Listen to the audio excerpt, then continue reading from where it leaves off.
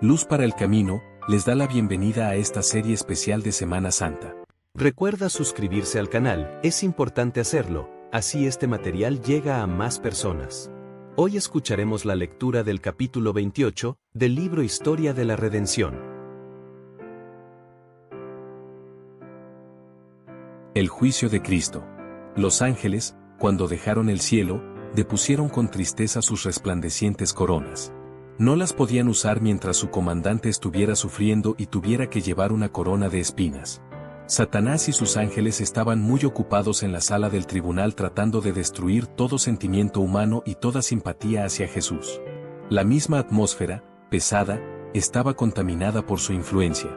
Los principales sacerdotes y los ancianos estaban inspirados por ellos cuando insultaban y maltrataban a Jesús en una forma sumamente difícil de soportar para la naturaleza humana. El enemigo esperaba que tanta burla y violencia arrancara del Hijo de Dios alguna queja o murmuración, o que manifestara su poder divino y se librara de la multitud y que de esa manera fracasara el plan de salvación. La negación de Pedro. Pedro siguió a su Señor después de la traición. Tenía ansias de ver qué ocurriría con Jesús. Pero cuando se lo acusó de ser uno de sus discípulos, el temor de perder su propia seguridad lo indujo a declarar que no conocía a ese hombre. Los discípulos se destacaban por la pureza de su lenguaje y Pedro, para convencer a sus acusadores de que no era uno de los discípulos de Cristo, negó la tercera acusación con maldiciones y juramentos. Jesús, que estaba a cierta distancia de Pedro, le lanzó una mirada llena de pesar y reprobación. Entonces el discípulo recordó las palabras que le había dirigido en el aposento alto, como asimismo sus propias categóricas declaraciones: aunque todos se escandalicen de ti, yo nunca me escandalizaré. Mateo 26, 33. Había negado a su Señor con maldiciones y juramentos, pero la mirada del Maestro suavizó el corazón de Pedro y lo salvó. Lloró amargamente y se arrepintió de su gran pecado, se convirtió, y entonces estuvo preparado para fortalecer a sus hermanos. En la sala del tribunal, la multitud pedía a gritos la sangre de Jesús. Lo azotaron cruelmente, lo cubrieron con una vieja túnica real color púrpura, y ciñeron su sagrada frente con una corona de espinas. Le pusieron una caña en la mano, se inclinaron ante él y para burlarse lo saludaron diciéndole: «Salve, Rey de los Judíos». Juan 19:3. Entonces tomaron la caña que tenía en la mano y le golpearon la cabeza de modo que las espinas penetraron en sus sienes y la sangre comenzó a correr por su rostro y su barba. A los ángeles les costaba soportar ese espectáculo. Hubieran querido librar a Jesús, pero el ángel comandante lo impidió, diciéndoles que había que pagar un gran rescate por el hombre, pero añadió que sería completo y que provocaría la muerte del que tenía el imperio de la muerte. Jesús sabía que los ángeles estaban presenciando la escena de su humillación. El más débil de entre ellos podría haber conseguido que esa multitud burladora cayera inerme y podría haber librado al Señor. Sabía que si se lo solicitaba a su Padre, los ángeles lo librarían inmediatamente. Pero era necesario que soportara la violencia de los hombres para poder llevar a cabo el plan de salvación. El Maestro permaneció manso y humilde delante de la furiosa multitud, mientras cometían con él los abusos más viles. Escupieron su rostro, ese rostro del cual un día querrán ocultarse, que dará luz a la ciudad de Dios y que resplandecerá más que el sol. Cristo no lanzó una mirada de enojo a sus ofensores. Cubrieron su cabeza con una vieja prenda de vestir para impedirle ver, y entonces le abofetearon el rostro mientras clamaban: «Profetiza, ¿quién es el que te golpeó?». Lucas 22, 64. Hubo conmoción entre los ángeles. Hubieran rescatado inmediatamente a Jesús, pero el ángel comandante no lo permitió. Algunos de sus discípulos habían recuperado la suficiente confianza como para entrar donde él se hallaba y presenciar el juicio. Esperaban que manifestara su poder divino y se librara de manos de sus enemigos, y los castigara por su crueldad hacia él. Sus esperanzas ascendían y descendían según iban sucediéndose las distintas escenas. A veces dudaban y temían haber sido engañados. Pero la voz que oyeron en el monte de la transfiguración, y la gloria que contemplaron, fortaleció su fe de que él era el Hijo de Dios. Recordaron las escenas de las que habían sido testigos, los milagros que habían visto hacer a Jesús al sanar a los enfermos, abrir los ojos de los ciegos, destapar los oídos de los sordos, reprender y echar los demonios, resucitar a los muertos, y hasta calmar el viento y el mar. No podían creer que tuviera que morir. Esperaban que todavía se levantara con poder, y que con su voz llena de autoridad dispersara a la multitud sedienta de sangre, como cuando entró en el templo y despidió a los que estaban haciendo un mercado de la casa de Dios, cuando huyeron de delante de su presencia como si los persiguiera un grupo de soldados armados. Los discípulos esperaban que Jesús manifestara su poder y convenciera a todos de que era el Rey de Israel. La confesión de Judas. Judas se llenó de amargo remordimiento y vergüenza por su infamia al traicionar a Cristo. Y cuando observó el maltrato que tuvo que soportar el Salvador, se sintió abrumado. Había amado a Jesús, pero más aún al dinero. No creyó que el Señor permitiera que lo prendieran los hombres que él había conducido. Esperaba que realizara un milagro para librarse de ellos. Pero cuando vio la multitud enfurecida en la sala del tribunal, sedienta de sangre, sintió profundamente su culpa, y mientras muchos acusaban con vehemencia a Jesús, Judas avanzó impetuosamente en medio de la multitud, para confesar que había pecado al traicionar sangre inocente. Ofreció a los sacerdotes el dinero que le habían pagado, y les rogó que dejaran libre al Señor, declarando que éste no tenía culpa alguna.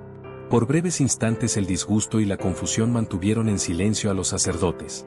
No querían que la gente se diera cuenta de que habían contratado a uno de los profesos seguidores de Jesús para que lo traicionara y lo entregara en sus manos. Querían ocultar el hecho de que habían buscado al Señor como si fuera un ladrón, y lo habían prendido en secreto. Pero la confesión de Judas y su aspecto macilento y culpable pusieron en evidencia a los sacerdotes delante de la multitud, revelando que había sido el odio la causa de que prendieran al Maestro. Mientras Judas afirmaba en alta voz que Jesús era inocente, los sacerdotes replicaron: ¿qué nos importa a nosotros? Allá tú. Mateo 27, 4. Tenían a Cristo en sus manos, y estaban decididos a no soltarlo. Judas, abrumado de pesar, arrojó el dinero que ahora despreciaba a los pies de los que lo habían contratado, e impulsado por la angustia y el horror salió y se ahorcó. Jesús tenía muchos simpatizantes en el grupo que lo rodeaba, y el hecho de que no respondiera a las numerosas preguntas que se le hacían, asombraba a la multitud. Frente al escarnio y la violencia de la turba, ni un gesto, ni una expresión de molestia se dibujaba en sus rasgos. Tenía una actitud digna y compuesta. Los espectadores lo contemplaban maravillados. Comparaban su perfecta forma y su comportamiento firme y digno con la apariencia de los que se habían sentado en juicio contra él, y se decían mutuamente que tenía mucho más la apariencia de un rey que cualquiera de los dirigentes. No tenía señales de ser criminal. Su mirada era bondadosa, luminosa y libre de temor, su frente amplia y elevada. Cada rasgo suyo estaba definidamente señalado por la benevolencia y la nobleza. Su paciencia y su tolerancia eran tan poco humanas que muchos temblaron. Aun Herodes y Pilato se sintieron sumamente perturbados frente a su porte noble y divino. Jesús ante Pilato.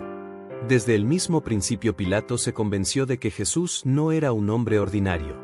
Creía que era una persona excelente y totalmente inocente de lo que se lo acusaba.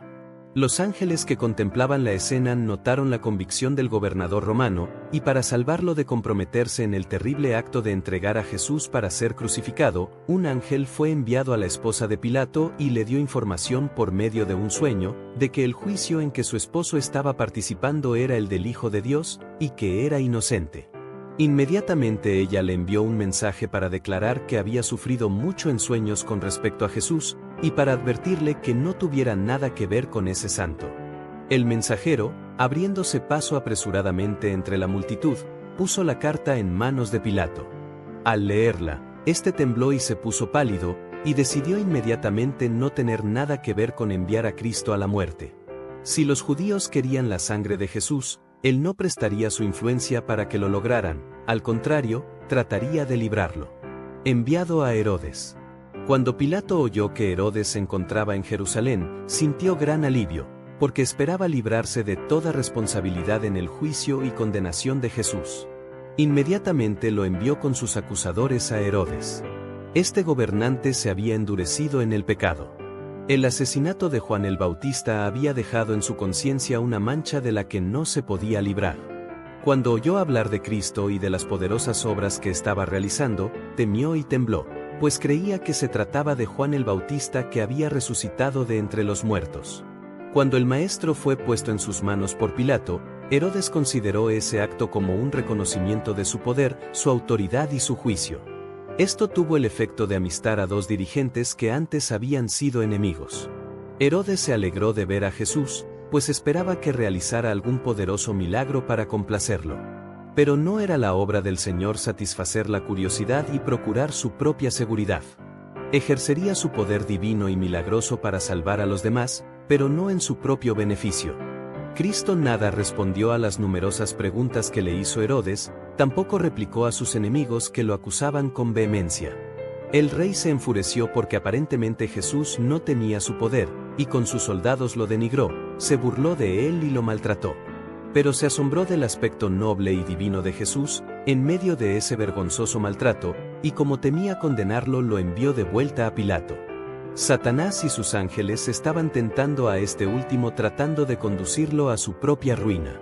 Le sugirieron que si no quería tomar parte en la condenación de Jesús, otros lo harían, que la multitud estaba sedienta de su sangre, y que si no lo entregaba para ser crucificado perdería su poder y sus honores mundanales, y se lo denunciaría como creyente en el impostor.